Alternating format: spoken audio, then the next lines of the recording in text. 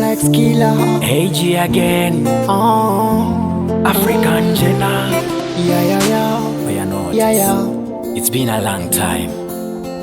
Zvakangoma urarama usipomdiwa kubvira pawakaenda uchitu chatsoka chiri ndakamirira iwewe. Hakuna mumwe anenge wewe baby, ndiyeyu. Hakuna mumwe wandingade kunze kwake yeyu.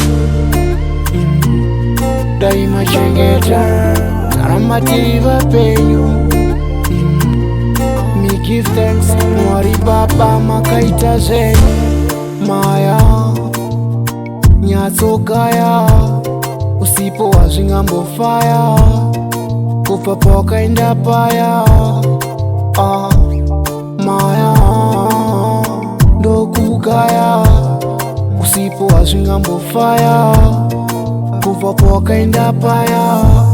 Ko uchiri kurangarira ere takavimbisana uchiti uchadandiriwani kuwakangamwa ere kuzva wakati uchatsoka una kutsoka wani. Ko uchiri kundida ere pamwe hauna kundiudza zvimwe wakaita plani kaira ndokwandoita unjere.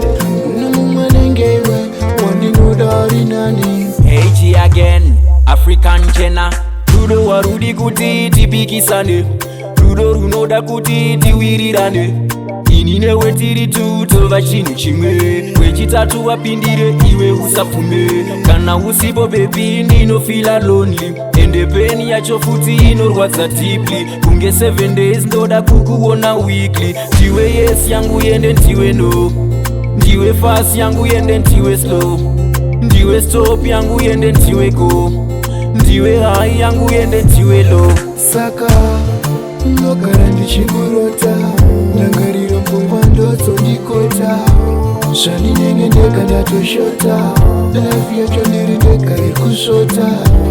Usafunge kuti ndiri kurota kana kufunga kuti ndiri kukwata. Ndotongorota tine mota inewe pepi tichachata.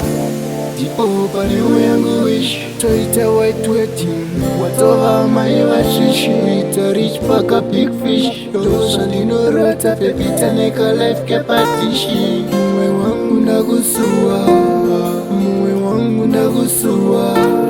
Unokufunga zvemashuwa wauri uchingwariruva. Uchiri kurangarira ere takavimbisana uchiti uchadandiriwani kuwakangamwa ere kuzva wakati uchatsoka una kutsoka wani. Ko uchiri kundida ere pamwe hauna kundiudza zvimwe wakaita plani kaira ndokwandoita mujere.